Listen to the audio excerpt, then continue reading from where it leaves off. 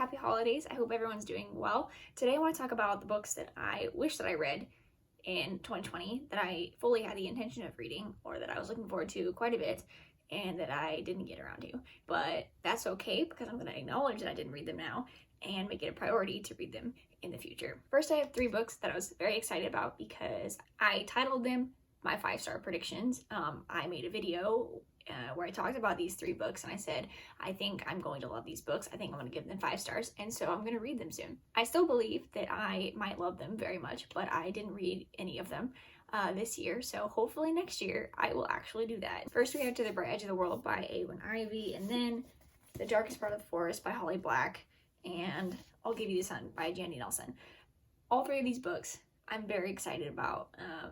That hasn't changed whatsoever. I just hope that I actually read them next year. This is my motivation to listen to myself and understand that I will probably enjoy these books very much. I need to read them next year. Next, I have 2 books that I have owned for quite some time now, and I'm excited to read them.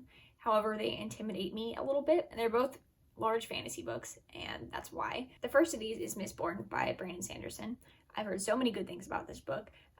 It just intimidates me. It's around 650 pages, so it could be worse, but at the same time, I mean, the font's pretty small. I know as soon as I get into this, I'll probably be very invested, hopefully. So I want to give it a chance sometime soon. All I know about this is that there's a lot of characters, and I think there's some kind of heist plot going on, which sounds wonderful. The other fantasy book I have is The Name of the Wind by Patrick Rothfuss. Also, everybody loves this book. All I know is that it's about a man kind of telling the story of his life and his journey in an inn, I think, something like that. It's edging on 700 pages, so it scares me a bit, but I know I'm gonna love it. I know I'm gonna probably love both of these books. I just need to take the step, take the initiative, and get into them.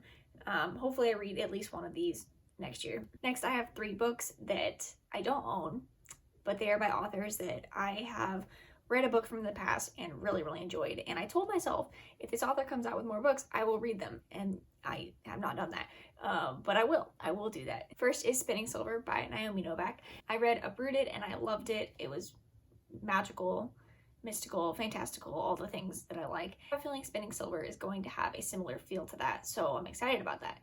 But I still haven't read this, and this came out in 2018, I think. Naomi Novak actually has another new book, A Deadly Education, and I haven't read either of them, so I better read this next year. Next is The Starless Sea by Erin Morgenstern. I read The Night Circus and adored it. I've heard awesome things about this book. Gretchen wants me to read it. I will read it, Gretchen. If you're watching this, I will read it. I have every intention of actually reading this.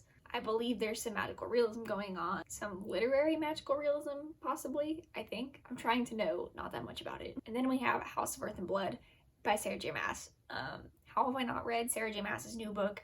Not really sure. I also got intimidated by it. I think it's 700, 800 pages, maybe 600. I don't know, big numbers. Maybe I'm just scared that I won't like it as much as the A Court of Thorns and Roses series, but I know that's kind of a stupid idea because I also love the Throne of Glass series, so I will probably like almost anything that Sarah J. Maas comes out with. And Gretchen loves this too. So Gretchen, I will read this too, hopefully next year.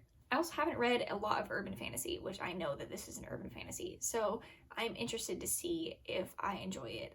I think the City of Bones series was urban fantasy, but I'm not quite sure. But I like those. I'm not that great at reading new releases. I want to be, but I tend to wait until I hear what other people think about it and then decide if I want to give a book a chance or not.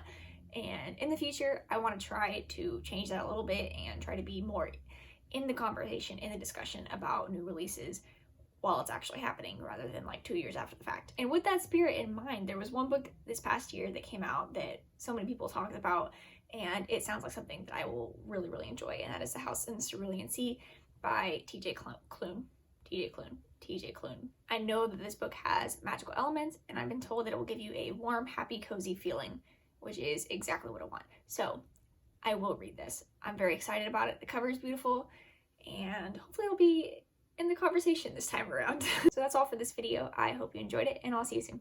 Bye!